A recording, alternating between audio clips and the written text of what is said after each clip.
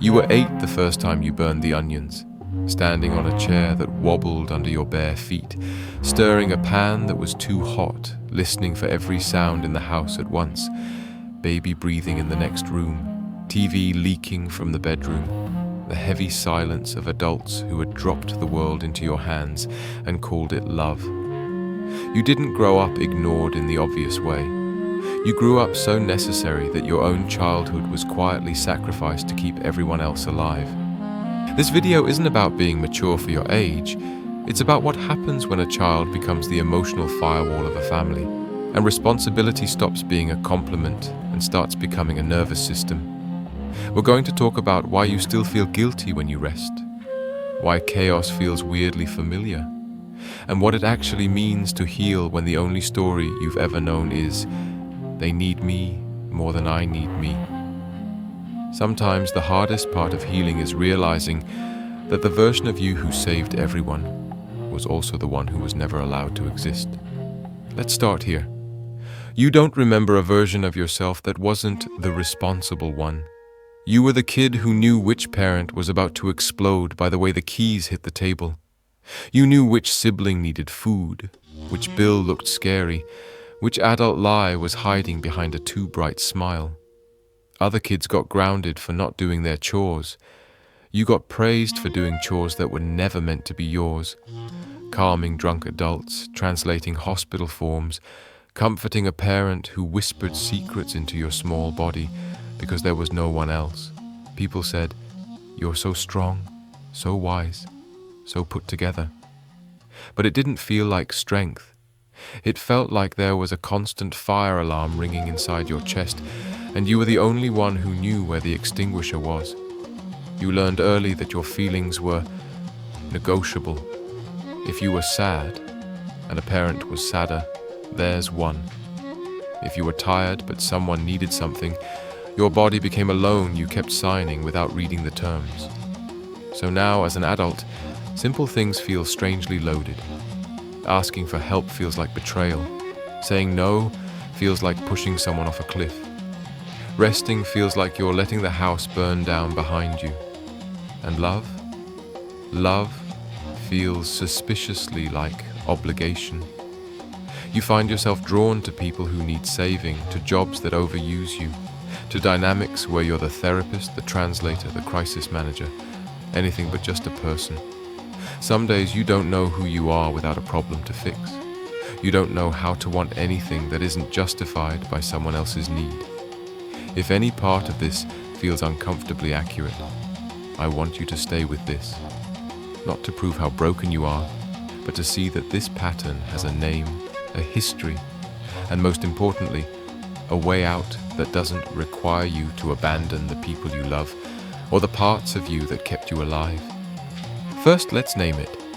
Parentification is what happens when the roles flip, when the child becomes caregiver, peacekeeper, or emotional spouse to the parent. Sometimes it's practical. You raise siblings, manage the house, become the little adult. Sometimes it's emotional. You become the therapist, the confessional, the only stable nervous system in a home that keeps falling apart. Your brain doesn't file this under trauma at first. It files it under, this is how we survive, and this is who I have to be if I want to stay loved. Story and identity fuse. I am the one who holds everyone. A child's brain is built to mirror. If the story you're given is, you are safe when you're useful, your nervous system takes that as law. The narrative isn't just something you remember. It becomes something your body replays over and over. So, as an adult, you don't just remember being the parentified child, you relive it every time someone frowns, every time a text goes unanswered, every time someone says, "Can I talk to you about something?" and your body prepares for emotional war. Here's the second layer. Your nervous system was trained to be a smoke detector. Other kids learned, if something is wrong, an adult will notice. You learned, if something is wrong, only I will notice, so I can never fully relax. This breeds hypervigilance. You walk into a room and instantly scan, who's okay, who's off, who might explode, what do I need to do to preempt disaster? You might call it being observant or empathic, but it's empathy sharpened into survival. It's your body staying slightly tilted toward the door, always ready to jump in, always ready to patch another leak. That's why your shoulders hurt for no reason, why your jaw is tight, why you can't watch other people argue without feeling like your lungs are closing. And when you finally get into a relationship where there isn't chaos, you feel bored. You feel like something is missing. Peace feels suspicious because your body has never known safety without a job attached to it. Pause for a moment and notice your body right now.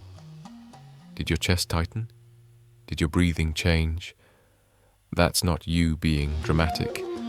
That's your nervous system recognizing an old script it's been acting in for years. Third piece, when you grow up parentified, your worth gets tied to your function, not your existence. You weren't valued for who you were, but for what you prevented, what you fixed, what you carried.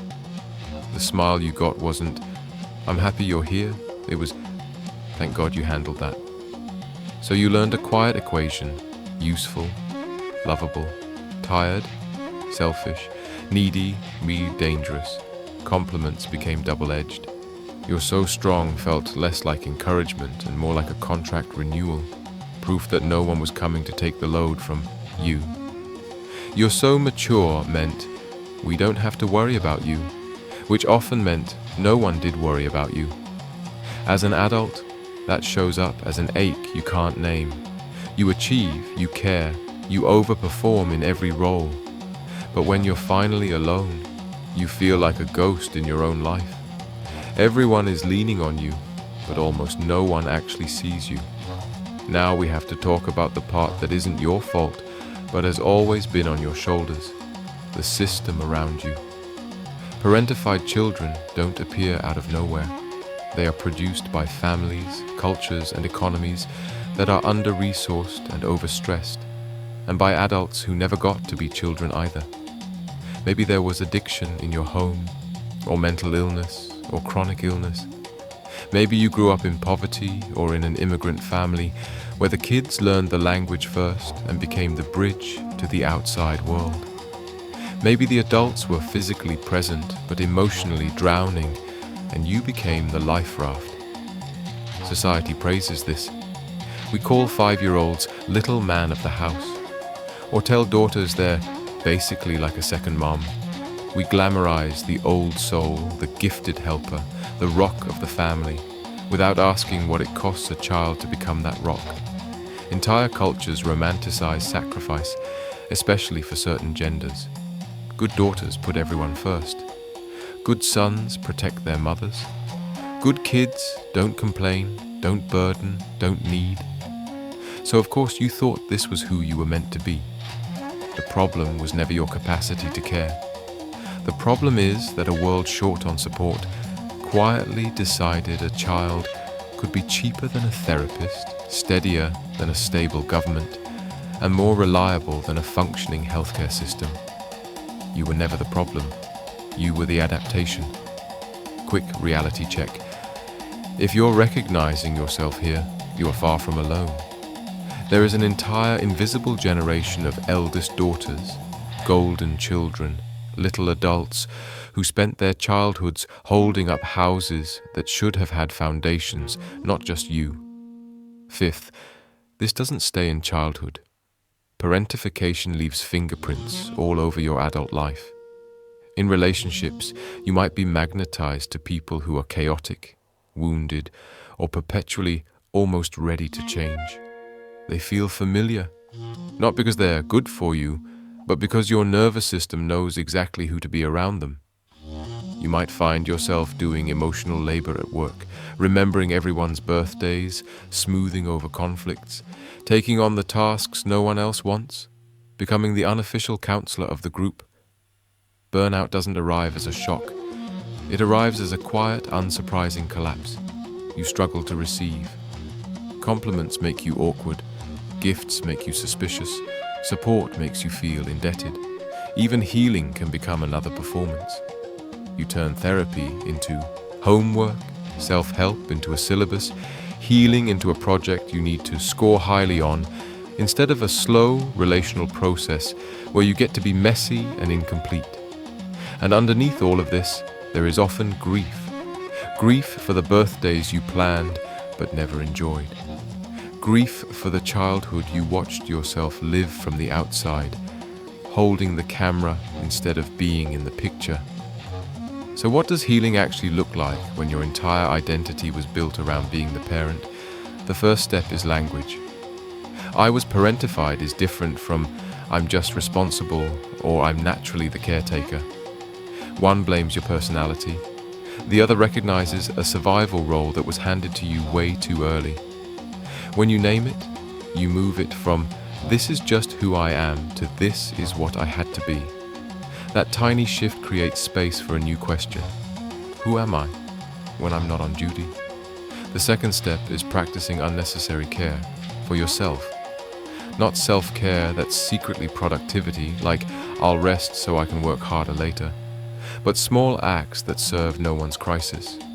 Making a cup of tea and drinking it before it gets cold.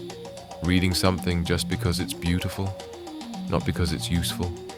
Taking 10 minutes to do nothing and treating the guilt that shows up as evidence of old programming, not proof that you're failing.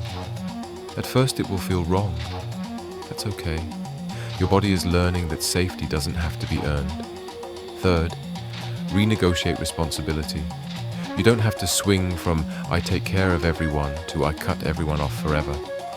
But you do have to move from involuntary responsibility to chosen responsibility. That might sound like, I care about you, but I can't be your only support.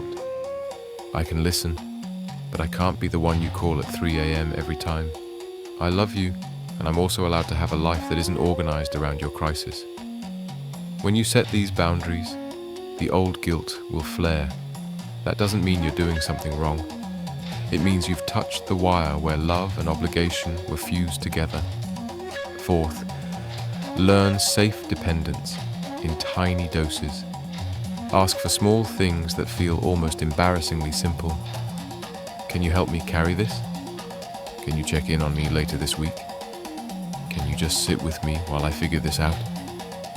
You're not just getting help. You're retraining your nervous system to believe, maybe I'm not the only adult in the room anymore. Receiving is a skill, and you're allowed to start at the beginner level. And then there's relapse. There will be days when someone you love is struggling and you sprint back into old patterns. You overfunction, overpromise, disappear into fixing. When that happens, notice it without turning it into a new reason to hate yourself. You can say, there's the old role again, and then gently step out of it a little sooner than last time. Healing here isn't about never slipping. It's about needing less and less self-betrayal to feel safe. If this is the kind of thing you know you'll need to hear again on the days you forget it's not your job to hold the whole world, it might help to save this video somewhere you can find it. Think of it as a note from your future self, reminding you that you're allowed to put the fire extinguisher down. Let's go back to that kitchen. The pan is on again, onions hissing in the oil. There's a stack of envelopes on the counter and a bedroom door closed down the hall. A small version of you is standing on that same unsteady chair, hands too close to the heat, eyes scanning the house for danger. Only this time there's another presence in the room. It's you now, older, tired, but finally aware of how much that child has been carrying. You walk over and turn the heat down. You take the spatula gently from their hand, not because they're doing it wrong, but because they don't have to do it alone anymore. You tell them, you did so much more than anyone ever had the right to ask, and you don't have to keep doing it forever. You let them sit at the table while the food finishes cooking on its own. Maybe for the first time they eat a meal they didn't have to earn. If you want more spaces like this, where we pick apart the quiet roles that shaped you and try to put the pieces back in a way that doesn't hurt so much, you're welcome to stay, to subscribe, to come back when you need to remember you're not the only one who grew up being the adult in the room. From being the child who held the storm to becoming the adult who can step out of it. from confusing love with labor to letting love include being loved back, from carrying a burning house on your shoulders to finally, gently, walking yourself out the front door.